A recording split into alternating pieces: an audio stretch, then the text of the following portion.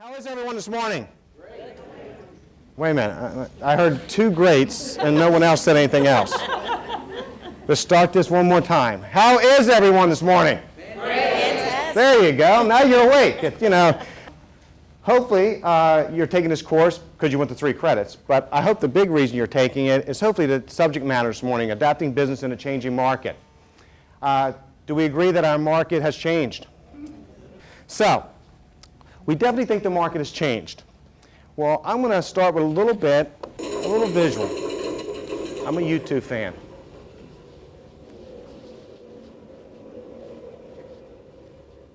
Called the housing roller coaster, starting in 1890.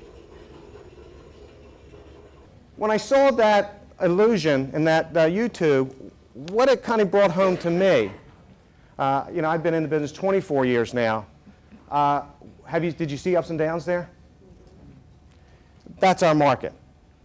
As I said today, what we want to start is a little bit of a treasure hunt. And one person had already said it today, said, I'm looking for new ideas. What we just kind of briefly talked about was, in 2001 and 2006, and these are a lot of my opinions, you didn't have to be good. You can add the next phrase to me. You just had to be there. You have to be great and be there now. And you're going to have to work harder. Would you agree with that one? Are you working harder right now in this market than if you've been in the market for a while? Are you working harder? A good hockey player plays where the puck is. A great hockey player plays where the puck is going to be. That, to me, is one of the most relevant things to talk about this morning. It's here now, but it's a moving train. I remember years ago when I started in the business as a sales associate back in 1985, I kind of had this philosophy, and it was from my father-in-law. When I got into business, my father-in-law's been in business for 50-some years. I own business, and he said, as I started in the business, I went to him, and like I say, he has what I call a lot of blacktop knowledge. He didn't go to college, but he understood what the real deal is, runs 2 or 3 different businesses. And he said, let me give you some advice about going into a business, because he really viewed what I was doing was going into business. It was a whole different mindset to him, and it put that mindset to me right away. I was going into business. He said, you are opening your own company, and you just don't know it. And you may not like what he said, but it made a lot of sense to me. He said, and let me tell you, you're there to make money for that company. That's your job, and make money for yourself. I think there's certain things you can control in life, and there's certain things you can't. I can't control the economy per se, but I can learn to adapt to the economy in order to go out and make money. I've read so many things lately about that most money, some of the millionaires of the world were made in down markets. There's more money to be made now than there was before, because why? You're starting to eliminate the competition. If you're good, you will benefit from the change. We talked about that. More money can be made now. And I've talked to quite a few agents over the past year, and I've had agents tell me that 2008 was their best year. These are agents who have been in the business 10 and 15 years. When you change what you believe, you change what you do. And what would you do if you weren't afraid? How many people have been scared of the market? I've seen people paralyzed by it. Have you? I have no sense of doing that, Gene. That ain't going to work. You know how many times I heard that? I said, well, I guarantee you, I do know one thing, guarantee about that. They said, what? I said, if you don't do it, it's not going to work. That's any guarantee I'll give you. If you don't do it, it won't work. So I got a few questions for you.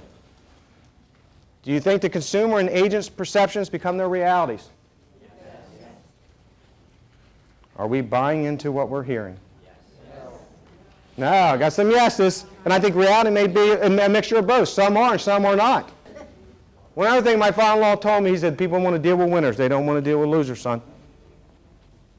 Great words of wisdom. He said, because you could walk up to me and say, how's business? Oh, it's terrible. I'm not going to use you. I'm going to go find someone that I think can do the job for me.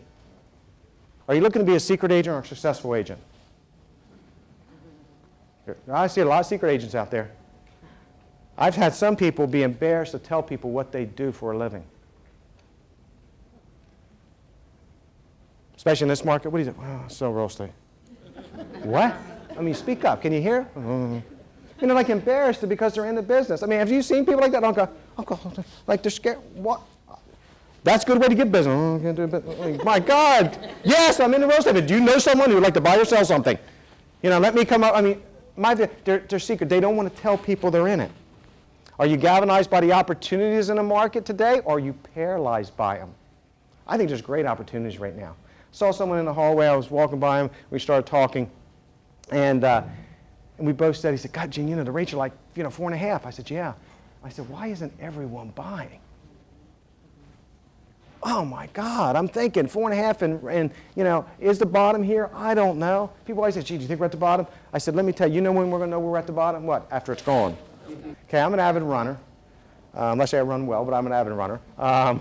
So I started last year training for half marathons, and actually, what do I need to do to train for a half marathon? Here's a 12-week training program.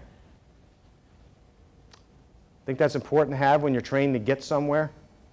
Are you training to succeed or not? I think sometimes there is a lost art to prospecting. And what we're going to talk about in a few minutes, because we're starting to really get more of the meat, we're going to start to get in the meat now of this, is when I started a business, I remember the one word that I thought was the most important thing that someone could ask me about what I felt the key to success was. And it's different for each of us, right? Everyone has different success. But for me, I knew the key to success was prospecting. Remember, it's back to that, I want to get a yes today.